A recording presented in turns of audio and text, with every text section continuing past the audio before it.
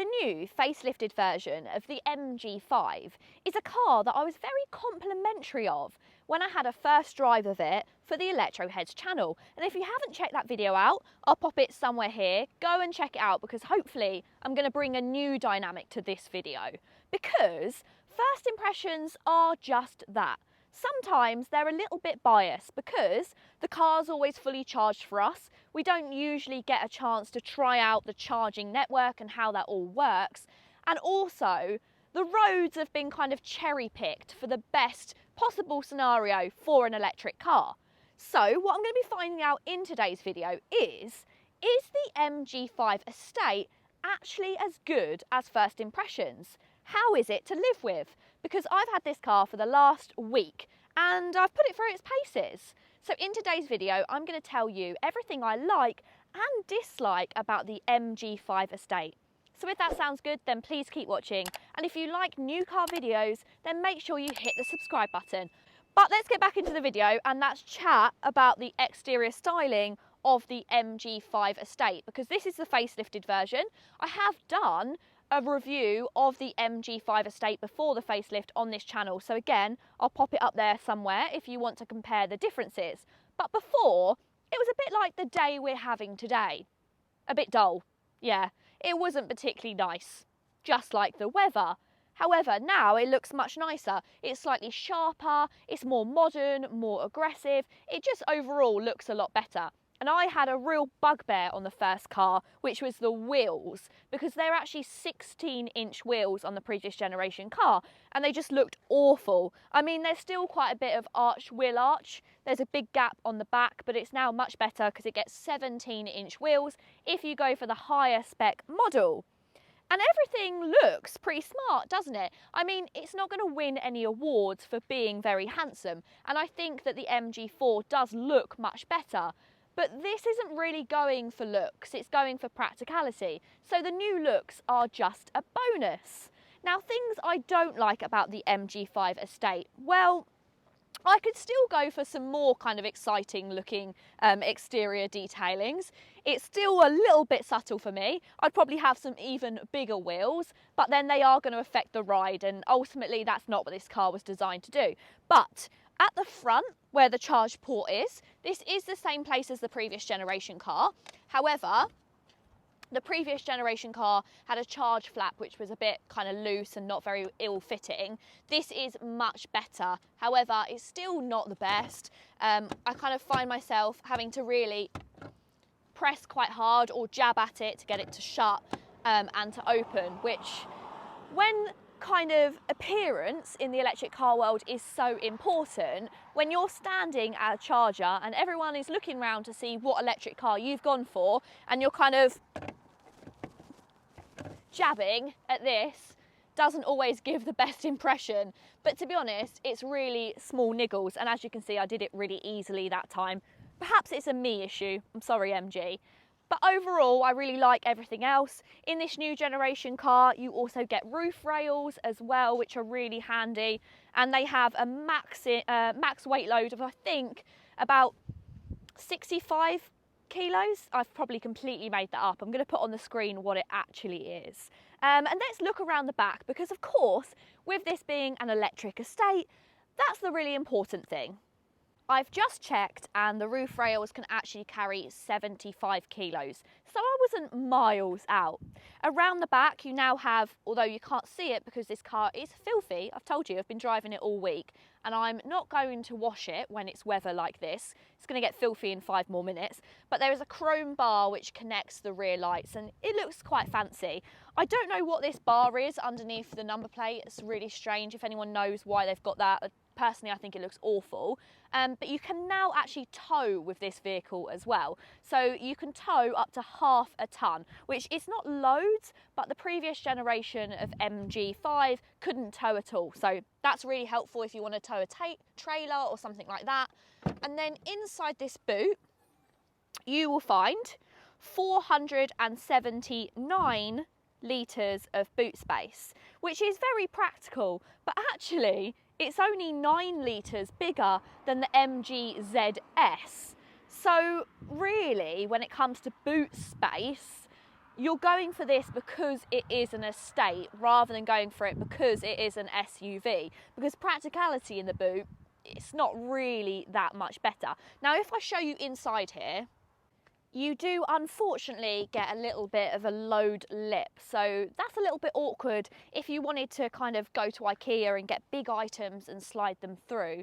It's not necessarily going to be that easy because they're going to drop down on this lip. You do get a parcel shelf which is retractable, which is handy. It's quite easy to take out as well.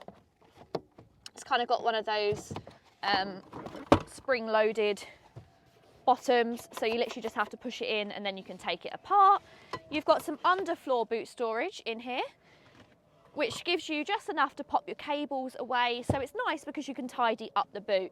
Now, here's what I do find disappointing about this loading area, and that's the rear seats. So if I drop those down,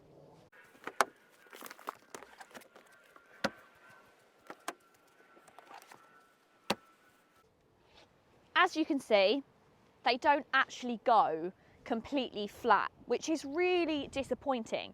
I was actually trying to load a bike into this the other day, and it was a bit awkward because you kind of had to push it up over the lip that goes on the seats, and then you had to go down this lip as well. The thing with the MG5 electric estate is it is the only electric estate out there, and that kind of gives it a unique selling point. But really, is it that good at being an estate? Not really. If you really wanted the practicality of something like the Ford estate, if you've got an existing one, then you could be a little bit disappointed. But to be honest, it should suit most people's needs, and it is going to be nicer for people with dogs because the dogs can get into the boot a little bit easier, and it feels really high quality as well. Everything in there is very well made, even the parcel shelf feels good. So I'm not disappointed, I just feel like they're getting away with a lot because it's the only one you can get. They have ditched the smaller battery of the MG5, so the larger battery is now the only one that's available, and that's the main reason why it's had a bit of a price hike from its standard price. However, I think this is a good thing because 250 miles is perfect, in my opinion, for a car like this.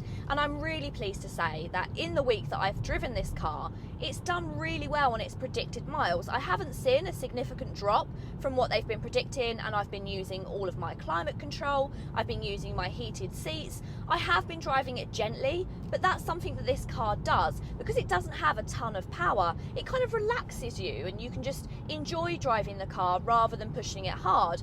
And of course, that's always going to help with how many miles of range you're actually using.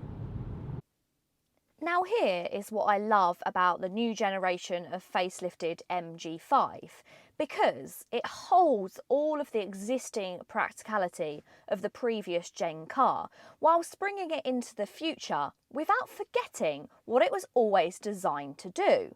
I loved the MG4. I found it futuristic, it was very smart, it felt like a new generation of MG for a new kind of target audience, whereas this hasn't forgotten where its target audience is. For instance, I really like the fact that you've still got this nice chunky steering wheel with some physical buttons which you can press and you get really good feedback from, opposed to kind of the MG4, which now has dials on the buttons of the steering wheel which you don't really know what they do. It's not very user friendly, and everything's still squishy and plush as well. These seats, now I actually think these seats are far superior to the MG4, but here's where I think it's because they do a different job.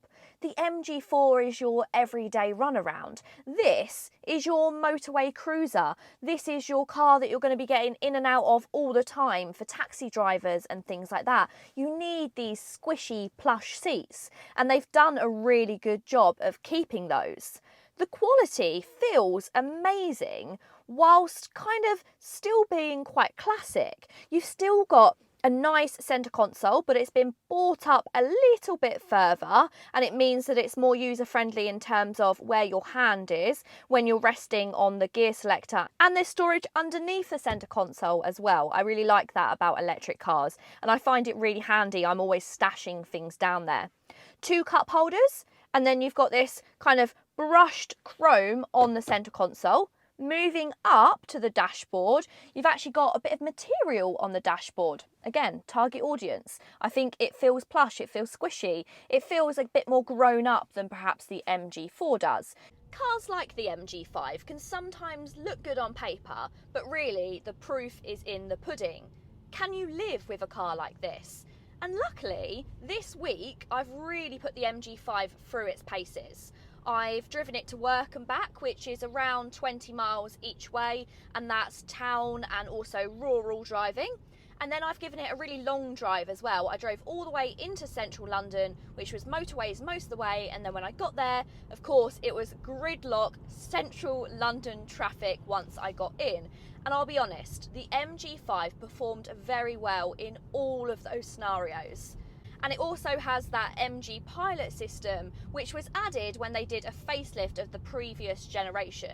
This is the adaptive cruise control, it has anti-collision warning, it has things like cyclist detection, and this is really handy both in a city, when things jump out on you last minute, the car will actually stop itself, but also on those long journeys to have adaptive cruise control, lane assist, it just makes things much easier and you can relax a little bit more on the drive than feeling all uptight about having such a long journey. Speaking of preparing for long journeys, charging speed unfortunately hasn't caught up with the MG4 and maxes out at just 87 kilowatts. Using a 7 kilowatt home charger, a full charge takes approximately 9.5 hours. When using a 50 kilowatt public rapid charger, the car could be charged to 80% capacity in 61 minutes. It also now supports vehicle to load, so you can power various items using an adapter plugged into the MG5. Now let's talk about the new infotainment system. So it's now a larger setup. It's very easy to use. It's pretty self-explanatory. You can hit home. It brings up your shortcuts for your Apple CarPlay and Android Auto. You've got a shortcut for your settings on your range and battery. You've also got your radio, your navigation, which if we touch it, how quickly will it come up? Yeah, it's already loaded. I don't know if you remember, but previously when I did an MG, the sat-nav was just so slow. It took an absolute age to come up on the screen, so it's much better now.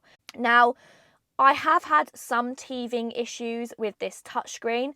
Mainly for me, it's the Apple CarPlay and Android Auto. It seems to really want to have a high quality cable. So because I seem to only be running the old Amazon Basics, no, that's not any good for this car. You're going to need a proper cable. And it's a bit of a shame as well because in the front, the car still has USB ports. And I seem to have loads of really good quality USB-C chargers, but no USB ports, which is a shame because it means I haven't actually been able to use Apple CarPlay and Android Auto in this car because I can't get it to work. And occasionally the screen is a little bit laggy and I think it could be a bit brighter, a bit more interesting. For instance, the screen that I recently saw on the Auracat, that feels much kind of more modern. However, it's a huge step up from the previous generation screen. And on top of that, we also now get a digital instrument cluster as standard. And there is some nice bright colours on there as well. So I really like that. Overall, I just think they've got this cabin spot on. It's not particularly exciting, not particularly interesting, but it's really plush, really comfortable, feels really high quality. You've probably watched enough of this review so far to think about what I'm going to say about the rear of the MG5 estate, because it's nice and plush and squishy and comfortable, and it's nice and reclined, and I feel very laid back. However, it does get away with a lot as being called an estate because practicality isn't huge. You sit up quite high because of the batteries in the floor, so I haven't got the most amount of headroom, and there's not an enormous amount of legroom either. Again, it's good in the back, and I think for most people that are carrying 2 passengers at a time, it will be more than acceptable. However, if you're looking for real rear seat space, you're probably not going to find it here. I have got a pull-out armrest with a couple of cup holders, and there is a USB-C and USB port in the back, but they're kind of hidden underneath the top part of this armrest, so you might miss them if you didn't know they were there. If you're somebody that has shortlisted the MG5 as your next car, you're probably not too worried about how much power it has. It's probably quite low down on your list of priorities.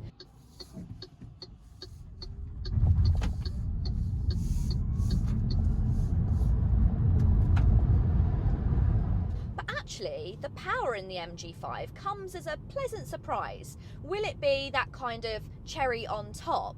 It gets a 153 brake horsepower front-mounted motor, and it propels the car from 0 to 62 in around 7.7 seconds. But lots of journalists have said it actually feels faster than that, and I would agree. And some tests have said that it's kind of closer to 7.5 seconds.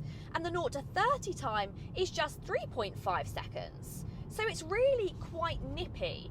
It's not necessarily needed or expected in a car this size, but when you need to pull away quickly, when you need to get round people quickly, it's always an added bonus to have a bit more power.